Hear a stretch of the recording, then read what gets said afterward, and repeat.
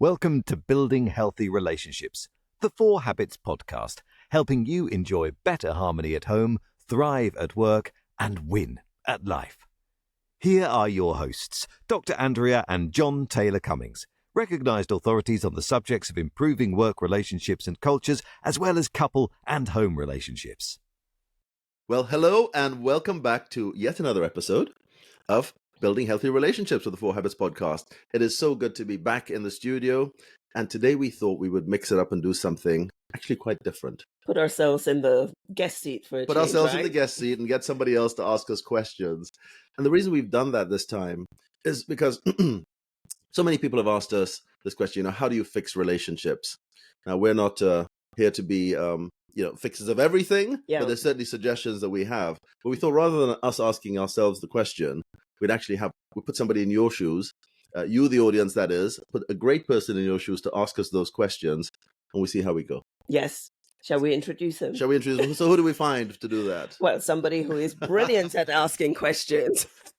Our very own Director of Corporate Programs, Tolu Adebekun, and you'll see why we've asked him to ask these questions on your behalf in just a moment, because this guy loves relationships, he loves emotional intelligence, he's done a lot of work in that space. Great leadership. He had his own leadership podcast, or he has his own leadership podcast, I think going into season 2 on a day to be announced. So coming soon. So shout out to Dynamis, Dynamis EQ.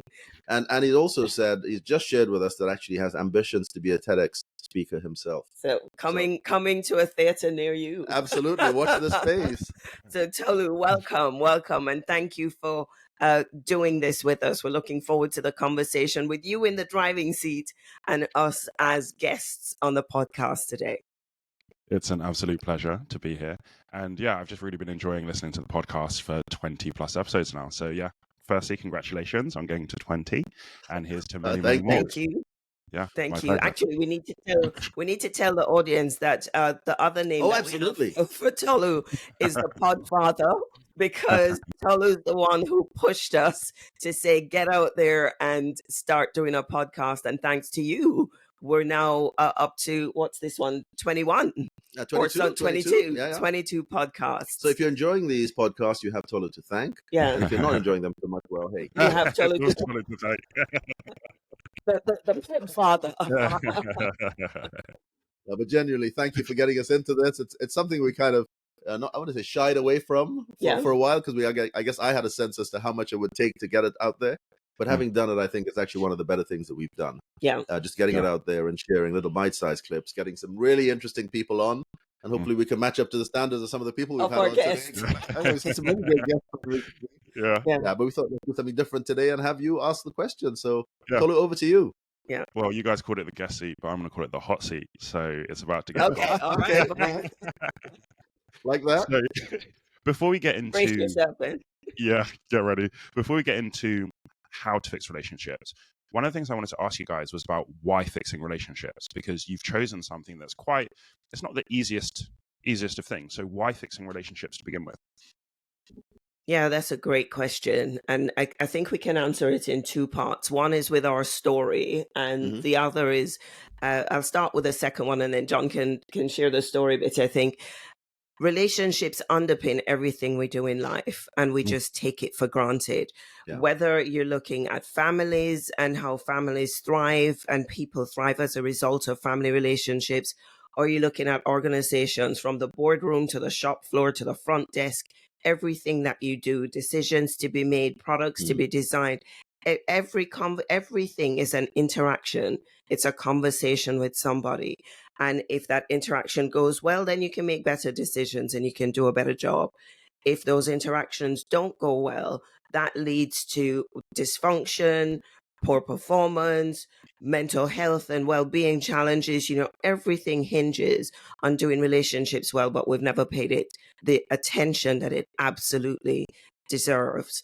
But what got us started was our own experience. Yeah. Well, even before we come to that, I was going to say the stats are out there in all contexts. Yeah.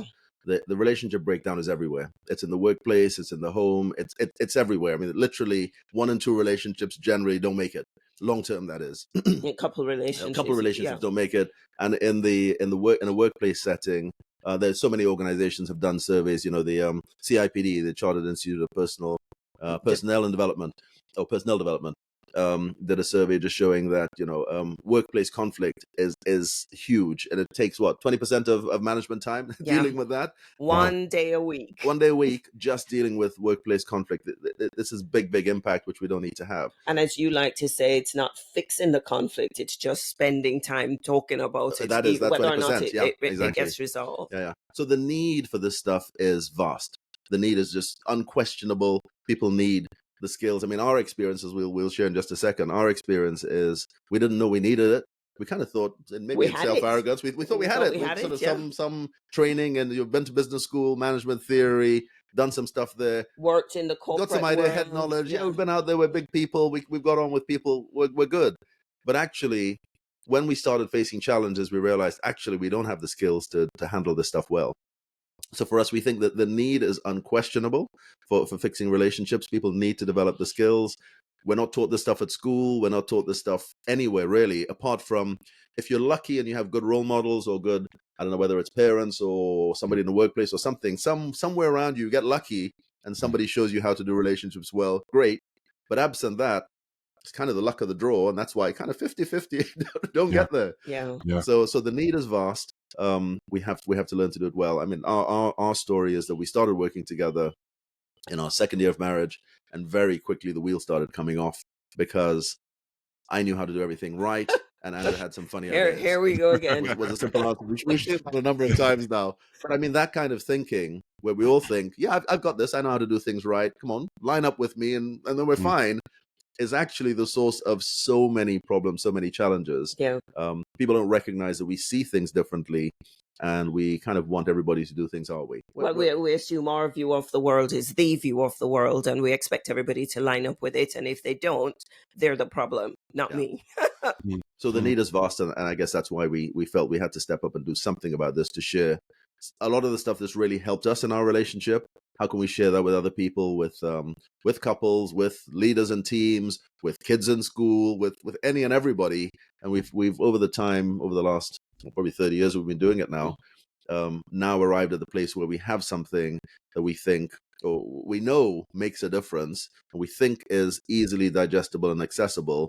And now what we're trying to do and work to do is package that into language that then resonates with different audiences, so everybody can see, you know what, that could really help me in my space. I guess we realized when we came across material that helped us unlock the challenges we were having, because it really threw us, it was a frightening place to be. We had such an easygoing relationship before we started the business, and then suddenly we're in this situation where our marriage, our income, our future, everything was riding on us getting our act together and working together well, and we weren't. So when we looked around for stuff and we came across some of these principles that really helped us firstly understand where things were going wrong and figure out how to do things differently, it completely changed our relationship and our approach to working together. And we figured if this was news to us, with the backgrounds that we have, corporate background in banking and consulting, where we've come across models and we've done MBAs, we understand theory. Why was this new to us? So if it's new to us, who else is it new to? And we just became evangelistic, really, about sharing it with anybody who would listen, that if it made such a difference to us, it could make a difference to a whole lot of people. And that's where the passion started. Long answer to a short question. Yeah, I know. You're going to have to manage us better than this, Tolu, because we can keep going. Once they're gone, they're gone. Bolted, that's it. Yeah. So you kind of joked around, John, that, I was right, Andrea had it all wrong. I think that often in relationships, there is that dynamic where one person kind of thinks that it's on the other person, well, they need to change this and they need to change that. How do you actually get people onto the same page? Because realistically, it's going to take work from both sides. Like, even if one person has more work to do than the other, there's going to take cooperation, both people making adjustments. So how do you get people onto the same page in terms of moving forwards to fixing the relationship? Great question. Great question. I think I'll try and answer that really from our own experience or from my personal experience, because I was definitely in You were the that problem, camp right? of I was a problem. I was a No, problem. I was the problem in his mind. No, okay. So it turns out I was the problem, but in my You didn't mind, know it. part of the problem. Fair enough. Fair enough. Yeah.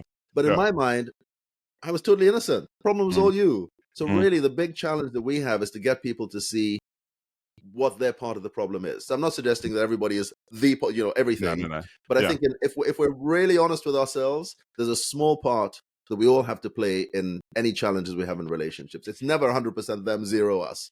Even if it's 95-5, if you can We find still out have what that 5 is something. and fix that, you're onto something. Yeah. So I think for me, the recognition was I could always see my strengths. The recognition was seeing where I didn't have some strengths and seeing some weaknesses and seeing actually relative strengths in Andrea. Then I thought, oh, hang on, maybe there's something here. So for me, it really was all about education and opening your eyes. Who was it?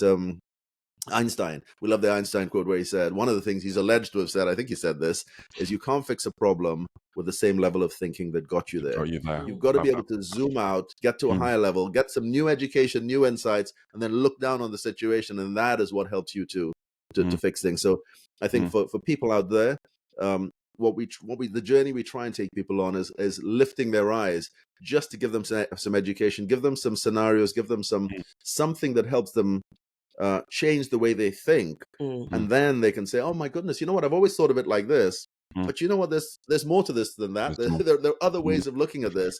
And I think that is what helps people to then say, okay, there are other ways to skin this cat. Let's look at it from a different light.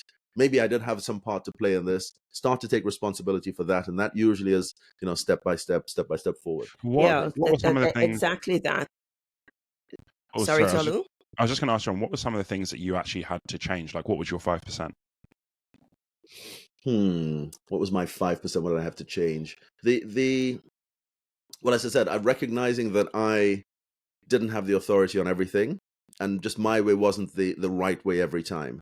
So actually, sometimes just thinking, you know what, I think this is the right way to do it, but actually, I'm just going to zip it and listen. So being open-minded, I guess, to hearing other perspectives and actually being willing to at least hear them. Didn't mean I had to go along with them every time, but in the past I might have said, actually, you know what? No, I'm pretty convinced this is the right way to do this. Let's do that. For me, the one of the things I had to change was stopping doing that and saying, well, I think this is the right thing. Let me park it. I'll put it out there for a moment saying, I think this is the right way, but let me at least be open to hearing what you have to say. And then let's negotiate between us. Now, I think possibly why I didn't do that in the early days is when you look at personality types, which we could unpack at another time. Andrew's one of these people who is very gifted with the gab, shall we say, very articulate and very convincing. So sometimes I think there was a fear in me of not wanting to put it out there, open it up for discussion, because I figured if I did that, I was going to lose every time. Wow. But actually, there was a maturity that I had to develop, which is actually, if I'm strong enough and convinced about this, I need to learn to articulate my position better, but I also need to learn to listen to what she has to say, then put them on the table together and then make a decision, rather than just, I'm going to leave your decision off the table, just look at mine and think this is the right thing. Because actually, I got to the point of realizing that if I did that every time, I'd be upsetting Andrea, shall we say, putting it putting it in a different way. Andrea. But I'd also be missing opportunities, because I actually came to the realization that I actually did have some blind spots. I wasn't Mr. Perfect as I thought I was. There were some things that I couldn't see. And I think that recognition, again, from being able to zoom up and look down, recognizing that actually I'm not God, I don't have everything. I'm missing some bits and pieces. I do have some blind spots. Humble myself, and then realize, actually, you know what, I need to listen to other people more. So that's one of the practical things that I think. I think that point you made. Oh, sorry, Andrea. I think the point you made. I was going to say that's such a powerful and practical experience of the change that many of us, all of us, need to make, because we're trapped in the narrative in our own heads and can't see another perspective without genuinely learning to listen, to hear how somebody else views the world and see the strengths that they're bringing. And this is why, in the relationship, it's you, but also the system that you create between you, which is why you can turn up differently in one relationship and people on the outside might experience you as a completely different person, because it's not just you, it's you and me together, and how we face off with each other that becomes the problem. So having information and having a different way of thinking, to change your behavior, you have to start with the mindset and the perspective. Get a new perspective so you think differently, and therefore you feel differently, and then you act differently to get different results. Absolutely. You've been wanting to ask. I could have jumped in there, but I'm leaving it to you now. I think there was something really important in what you guys said, is that sometimes you will miss things in your relationship, or you'll miss the perspective, or you'll miss opportunities because you're just looking at one perspective. There's such power in both parties coming to the table. And I think sometimes we think of it as kind of a win-lose situation where, like, okay, if Andrea's idea is the one that wins, I've lost. But really what we're creating is win-win situations, because we're one in a partnership, so if Andrea wins, John wins, and if John wins, Andrea wins. So it's that letting go of some of that mindset of kind of win-lose, or like a zero-sum game where, like, for you to win, I have to lose, and that's, I think, a big fear that people go through, even in the process of thinking, well, they're mostly the problem. And that point that John raised, that was a really powerful point and very vulnerable. Well done for sharing it. Ego and fear gets in the way of doing relationships well. Agreed. We just really, it's fear at the end of there. Will I be recognized? Will I be seen? Will I matter? Will I get my own way? All those things just emerge as the fear that sabotage doing relationships well. And if we can mentally move ourselves from being on opposite side of the table and sit on the same side of the table looking at the issue, you'll usually come up with a better result. But it means learning to be vulnerable, learning to listen well. And we've discovered we have such opposite strengths. That was the huge frustration in the beginning, because we were each being critical of each other and trying to get the other to see the world our way, not realizing that there were actually two different ways to see the world. And if we brought them together, we would always come up with a much better result. And that's the journey that we started when we, came head to head in the first business we ran. And that's the journey we continue on. We've just learned to make space and to really trust and respect the strengths that the other person is bringing. Make space to hear their perspective, make space to hear, just their view of the world and their way of doing it, so that as we make space, we come up with a much bigger and a much better approach to when we're writing the book, or when we're creating courses, or whatever we're doing. It's how do we make space for each other to shape it in a positive way. I want to just pick up, if I may, just very quickly on that point you made there, Tolu, about win-win. It's not just about one winning, one losing. It's about getting to a situation where both win. Yeah. And I think trust, the word, Andrew mentioned the word trust. I think you might have mentioned it earlier. The word trust is what that all comes down to. For me, the big thing with the big realization was, yes, I may have some great ideas. Insisting on my great ideas is interesting, but it doesn't necessarily give us the best result. Yeah. What I've learned to do over time, and this has come through, rising and falling, and, winning and losing, and going through lots and lots of situations. But I've learned that actually, by trusting the process of working through things, working through the challenges, working through I think this is a great idea, having my ego knocked by having some red pen all over it and changing things. And, this is still talking about when we work together, but also when we, doing things in a home setting, going through that process, trusting the process, that we will get a better result. If we both park our egos, we both talk about things, we both discuss, we both openly share, we will get a better result. And it's just trusting that. And I think people need to get to that point where they trust each other to the point where they trust the outcome. The outcome will be good if we can just work through these things. So trust really sits at the core of a lot of these things here. I think what's really powerful about the 4 habits is that one person has to decide to trust to begin with, right? So you have to say, look, I'm going to come into this with trust.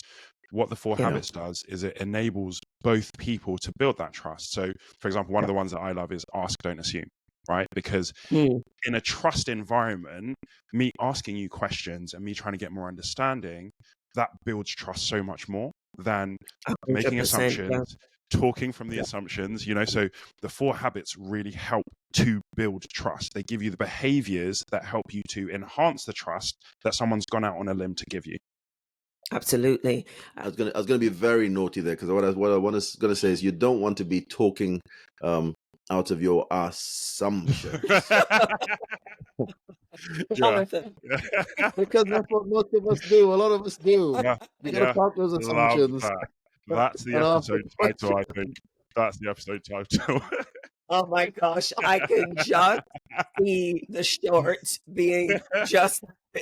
yeah. I love that. Just came to my mind. But maybe that will deliver the message more to lots of people than Yeah. anything else A that lot we of us say. do it.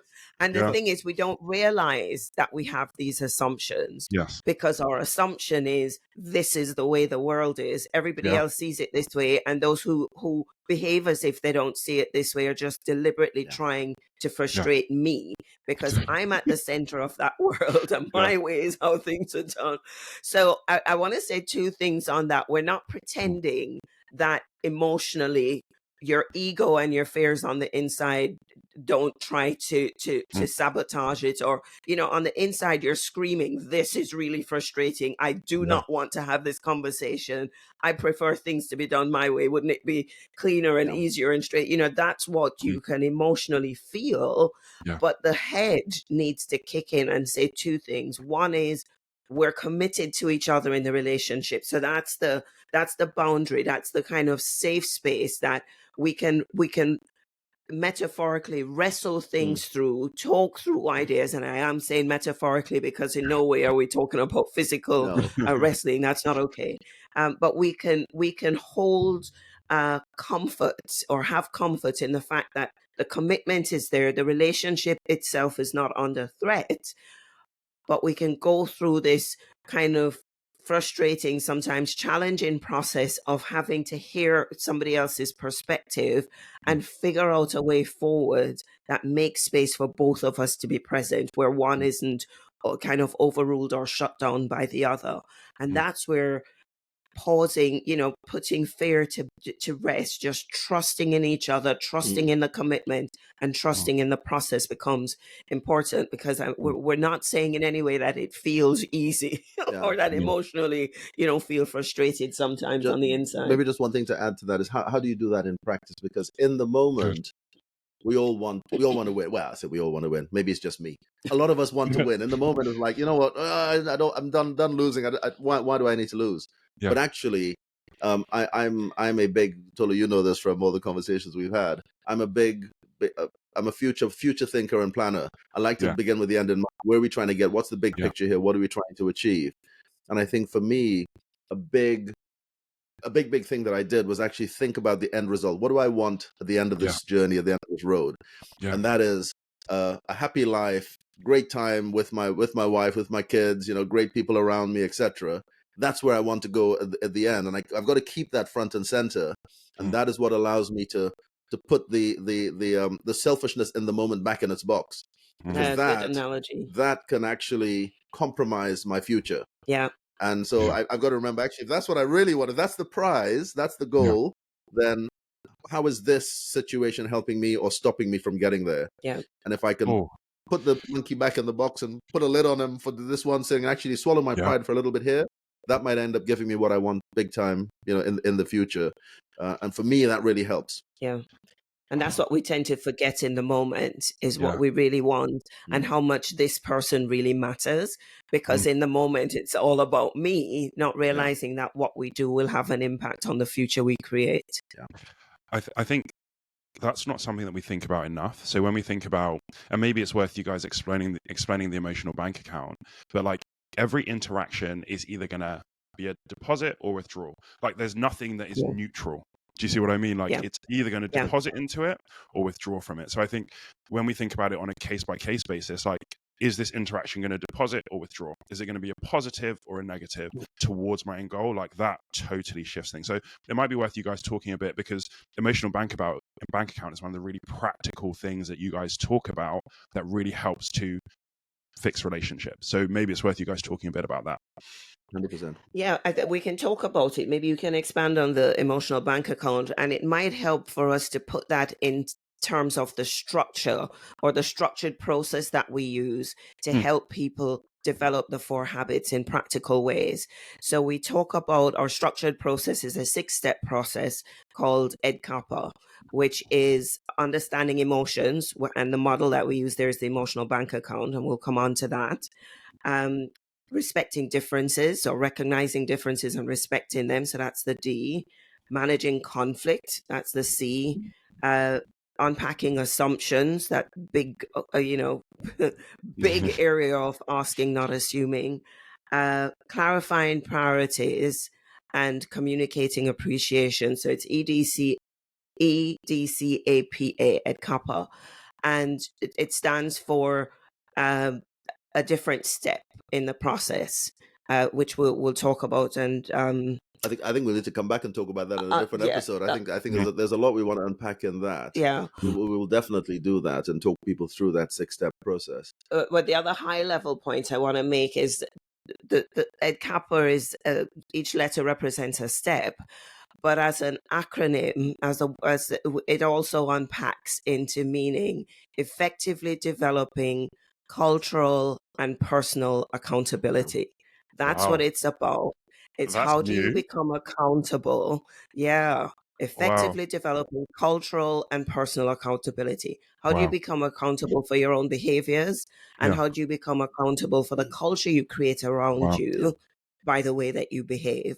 That's what we're about, changing behaviors from habits that are destroying relationships and creating toxic cultures to habits that strengthen relationships and create really healthy environments for people to thrive in, whether it be in the home environment or the work environment. And so the emotional bank account is step 1, understanding emotions. So John, you want to talk about that? Yeah, happy to. But even before we jump to that, the other thing we realized... We're keeping everybody on tenterhooks. What's the emotional bank account? Keep wanting more. But with the EDCAPA, I mean, it also stands, it's a thing out there which is about, or CAPA rather, it's about corrective and preventative actions. Yeah. So it's a real thing. And so what we're trying to do is help people develop those behaviors. But to do that, you've got to get your mind in the right place. Like I said, you've got to be able to zoom out and see things from a different perspective, use a different lens. And that's what EDCAPA is all about, helping people have different lenses to address some of the challenges they're going through. Yeah, so each step is a different lens to look at life through. Yeah. But just very quickly on the emotional bank account, and then we will have to come back in another episode, I think, to finish this off. But the emotional bank account for us was just such for us it was such a powerful light bulb moment. For so many people we've shared it with, it is just such a powerful tool because it's about helping you manage your relationship through the seasons of life. We spoke earlier about, I spoke earlier about having this big vision as to what the future looks like, and trying to make sure you get that. Well, if you think about your future and the journey ahead of you, I don't know, next 10 years, 20 years, whatever it happens to be, and if you imagine going on that journey with your financial bank account in the red for 20 years, that's not going to be a pleasant journey. Who would want that? Everybody wants to have enough to be able to meet their needs and have some of the comforts of life, just to not stress, not live with stress. Well, the same thing applies in your relationships and your emotions. Who wants to go through the next 10, 20 years in angst? Not being in a good place with the people around you. Nobody wants that. But actually, you have control, you have power to do something about that, because there is this emotional bank account you have with the people around you, and there are things you can do to manage that better. And like with your financial bank account, it's exactly the same principle. If you stop making withdrawals and actually start making deposits into that account somewhere the money comes from somewhere, so you stop spending it and you start putting money into it, you're going to have a positive bank account. You're going to be in a better place. Do the same thing with your emotions. What you need to do is stop making withdrawals. Identify what some of the things are that you're doing that are draining that emotional bank account. Stop doing those things and actually find out what are some of the things that I can be doing that will make deposits into that account. Stopping making the withdrawals on its own is interesting, but if you're already in overdraft, well, guess what? You're going to stay in overdraft.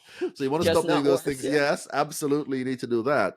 But you 100% need to learn what it is that makes deposits into that emotional bank account to get you back up into positive territory. Once you're in positive territory, life is much, much better. You're in a much better place. It doesn't mean you can you can still make withdrawals that take you dip down and so on and get you back to zero. But you need to learn to what those things are and stop doing them, and actually or minimize them as much as possible, and start making deposits to get your best chance of getting back up into positive territory and actually enjoying life. So actually, selfishly, it's something you can do that you can benefit from. What is it that I need to do to manage my emotional bank account better?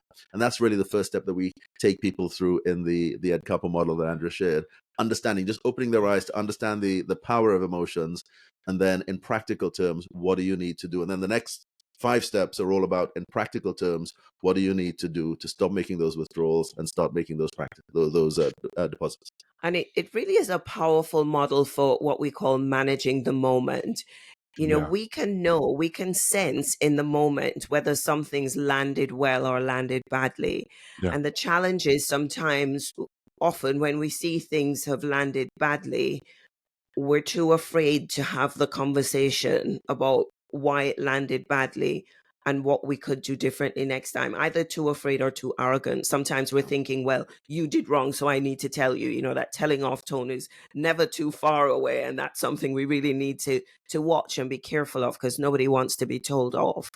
And just remembering that the emotional bank account is a mental record that people unconsciously, subconsciously keep. Nobody intends to, but it's there. It's why we end up in the British culture, at least, saying, I owe you one, because when somebody's done something for you mentally, you've registered that as such a good deed, you would want to do something to repay. So the emotional bank account is there, going on, tallying up subconsciously all the time. And you can manage the moment and you can sense the temperature in a relationship to know whether or not the emotional bank account is in positive territory or in overdraft. And another thing to remember is that if you're in a position of power, so let me back up, for all of us, everything we say and do will either land well or land badly with the people around us. Everything, as you were saying, there's no neutral ground. So just understanding this emotional bank account concept exists empowers us to be more responsible with what we say and do with the people around us, especially the people we love and care about. But if you are in a position of authority, like you're a leader or a parent, what you say and do lands with even more weight, with even more power because of your positional authority. All the more reason why, as leaders, as managers, as parents, we need to grow up in our emotional intelligence, in our relational intelligence, so that we can be careful with what we're saying and doing and making sure it's landing in as a deposit rather than a withdrawal. Even if you have to give correction or insight, if you have the strength of the relationship there and enough balance in the emotional bank account where people can trust where you're coming from, you can say corrective things and it still lands as a deposit rather than a withdrawal. So that's the longer version. I mean, we could spend the whole day talking about this one model, and this is one of 6. I honestly think this is one of the most important things, and that's why I think it's a really good starting point for Ed Kappa, because if you just think, like, people talk about who drains your energy, who gives you energy, it's all the same thing. Who fills your cup, who empties your cup. It's like, these are all the same ways of saying, like, what is your emotional bank account balance with that person? Because like you said, when your balance is in negative, in overdraft, there's no room for error. Really small things can become really big things because now that's on top of every other negative thing that's happened. So I just think that this is one of the most important things in terms of people like fixing relationships, is understanding, look, we've got this emotional bank account, and the more that it grows, the more happy that we are. Like people say, like, money doesn't buy you happiness, but your emotional bank account being more and more full will always buy you happiness. Just one quick thing to jump in there, Tolu. The problem is, once you dip into negative, into overdraft, things can quickly spiral. So once you're in overdraft, for example, in your financial bank account, now just by the fact that you're down in that you're in new territory now, all sorts of things can start to happen. You can start to have bills start to come through that then bounce, and then that starts to impact your credit balance. And all sorts of things. It can snowball very quickly. So you think you're only in overdraft for a little bit and we'll be fine, we'll come back out of it. but just by the fact that you're in this new territory, all sorts of things can start to happen. You can start to behave badly, you respond badly. You then, they hit you with a maybe I shouldn't use a physical analogy, but they say something that you think is they think is a small thing, and really would have been a small thing, but you respond badly. It becomes explosive. They then don't like your response, and the whole thing, it can spiral out of control very quickly. So I can't say it enough. It's just so important to keep your emotional bank account, or to work to keep it in positive territory. Because once you get into negative territory, it's kind of the control is out of your hands. All sorts of things. You can spiral out of control very quickly. So you've got to work to stay up there. And we could the concept is powerful for the one-on-one, whether in a couple relationship, family relationship, or at the workplace. Really powerful to help people manage relationships well. It's also powerful to help us understand what's happening systemically or culturally or nationally in the world.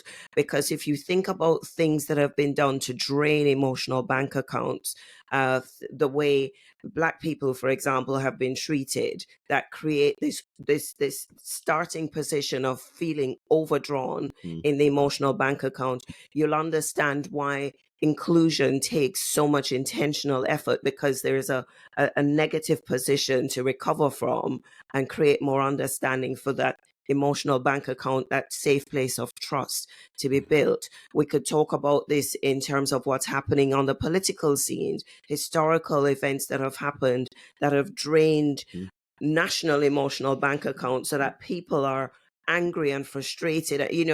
Just understanding this concept can help us start having better conversations and creating space to hear each other's heart, understand the things that have hurt, and understand what we need to do to recover and build trust again. So, I mean, that's a whole other episode on its own. I have a question that, if you don't want to answer, we can edit out later. But do you think? Boy, here we go. Hot seat. Hot seat. Do you think that you can choose to clear your emotional bank account and put it back to neutral? Right. So let's say there's been lots of withdrawals. Do you think you can choose that? Because that's just one thing I was wondering, where, like, when you're talking about on the bigger scale, like whether it's races or genders, or where there's been a lot of withdrawals, like, can you choose to put it back to zero? For some reason, Nelson Mandela comes to mind, and he chose to put it back to zero. And there is this space of choosing to forgive, to let go of the right to exact justice or revenge on the person or people who have wronged you in any way. And he held this space. Actually, what he did was he took control of his own heart and his own emotions, because you can either become bitter or you can choose to become better. And he chose to become better. That thing where they say, staying in unforgiveness and resentment is like drinking poison and expecting the other person to die. It eats us up on the inside. So other people will have to take responsibility for their behavior, but you can take responsibility for your behavior and your decisions on how you're going to turn up next, despite what has been done to you. We can either let them change us to become less than who we are, or we can choose to separate ourselves from what was done and what has hurt, or the drain from the emotional bank account, and choose to turn up differently. And you know what? We do that with our kids very naturally. They can be the most frustrating or irritating or turn up with attitude, especially when they get to teenagers. And we allow that to just either bounce off, or even if it lands badly, say, you know what? They're going through stuff. I won't let that affect the level of warmth that I turn up with in our relationship. Of course, it's not easy. We have our own emotional reserve that we spend to try to put things back to zero. And so we need to find our own ways of replenishing our emotional bank account. That's a longer version. But if I just to add to that, it's not an easy thing to do, clearly. But do we have the power to clean our own computer, refresh the machine, control, alt, delete, whatever it is? Absolutely, we do. It's not easy to do, but it does take a a higher level of understanding. I keep going back to that, to be able to do that. You've got to get to the point where you think, yeah, I know that person hurt me, and I'm not excusing that, but is there something, why might they have done that? Sort of question, get curious, understand, why did they do that? And as I say, maybe it could be that because their emotional bank account was in a negative place, they then lashed out. They didn't mean it. You got badly hurt. You lashed back. They lashed again. What, I'm not talking about physical, whatever it is, just something that's, it spiraled out of control. And there's a mindset that says, actually, you know what? We got to a place where things spiraled out of control. Actually, they're not really a bad person. They might have behaved badly, but they're not really a bad person, and neither am I a bad person. Maybe there is opportunity for a fresh start if we can do that and actually figure out a way to not get back into emotional bank account deficit and actually treat each other well through challenging situations. Then there's hope. And I think if you have that kind of mindset that there is hope, then you're more prepared to say, okay, you know what, I will just scratch the card or cancel the debt or whatever it is and let's start again.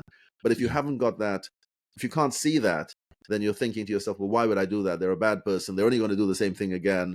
We're in a bad place. We haven't got the skills to handle it. I'm not gonna forgive. And this is where I think faith, certainly for us, has made a huge difference, because you can't give what you don't have. And if you don't have a way of refilling your own emotional bank account and getting or knowing that you are deeply known and deeply loved, then it's hard to manufacture enough emotional or energy, enough reserve to cancel bad stuff that has happened to you. And for us, our faith, our Christian faith of saying we know that we are totally seen, totally known, and totally loved by God. So really that's what we want in our core. And if you have the faith where you understand the reality of God's love for you, that becomes the well that you draw from to be able to pour out to the people around you. But if you don't have that massive reservoir, then we are always giving out of a place of deficit or place of scarcity, and it comes out wrong. And I think there's such a mix of things in what you guys have said. I think forgiveness is not easy. Forgiveness costs you. It costs you to scratch the deficit. But forgiveness makes things easier. Like once you've forgiven, it's like you're holding a weight and you let it go. Like it's easier to move forward once you've forgiven. And Andrew, 100%. What you're saying about faith, it's like God forgave us of so much. There's like and once you understand that, it's like I should forgive you. Like I can give what I've been given and I can forgive. And it's just that thing of like, it is really hard. It's not easy. And you get reminders sometimes daily of like, this is what they did to me. But the way that I see it is that me forgiving makes my life easier. So even if I'm just selfish, forget about the other person. I want an easy life. Like, I don't want to carrying around all this nonsense. So like, even just selfishly, like forgiveness makes my life easier. Lighter. So do that. Lighter. Absolutely. Wow, so much more we could talk about, but it has to be the next episode. Well, exactly. I was going to ask, could we invite ourselves back on for another round? Another time in the hot seat. Would you have us back, Tolu? Absolutely, I'd love to. This has been I always enjoy hearing you guys talk. So this is great for me. Well, as you've probably seen and our listeners have heard, we love to talk. But I think there's one thing just in sharing. So I think we will come back and do another one of these, and we'll probably just do it straight after this here, just roll into round 2. But we should wrap this one up because of the because of the time, 45 minutes coming up. We did want to just for anybody who has been listening into this episode and is keen to do more. We will unpack a little bit more about the Ed Kamper steps in the next episode, probably after this one. But if you, in the meantime, if you did want to go deeper, I mean, clearly in a 30-45 minute episode, we can only skim the surface of it. If you did want to go deeper, we do have some resources available that can help you learn this in different contexts. And we talk about learning the habits. So the 6 steps that we talk about, the Ed Kamper steps, take you through developing the habits in practical ways. And different people learn in different ways. So what we've done is package them using different language. So we have one around, we call it the Relationship Success Accelerator course for couples. So if it's helping you improve your relationships in that space. We have Relationship Success Accelerator for busy professionals, which is about helping you develop the habits and the skills in a work context. And there are a couple more that we're looking at developing, and maybe we'll talk about those in the next episode. Next one. Yeah. But you can find all these things. We'll put the link in the show notes, but at learn.the4habits.com, we'll put the link in the show notes for you there. But at least there you'll have access to some of these tools to take you deeper to actually start developing the habits through a structured approach. Yeah. Taking personal responsibility for how we show up, for the quality of conversations we have, and for the results that we get in the relationships around us. But thank you, Tolu. Thank you for being such a great question asker on behalf of our audience. A show host. A show host. Couldn't have asked for better, I don't think. Thank you so much. It's been great. Any parting words from you as our host? No, thank you very much. And fill those emotional bank accounts. Yeah, indeed. Wonderful. All right. Thank you all, and see you in the next episode. Bye-bye. We hope you enjoyed that episode. And if you did, and you want to hear more, the best thing to do is subscribe. Then you'll never miss an episode. There's a new one every Friday. You can stay connected with us on social media at The4Habits for updates, behind-the-scenes content, and to participate in discussions related to the show. We always love to hear from you. And of course, if you've enjoyed this podcast, please leave us a review on your preferred platform to allow us to reach more listeners and help people around the globe radically transform the way they do relationships so they too can enjoy better harmony at home, thrive at work, and win at life.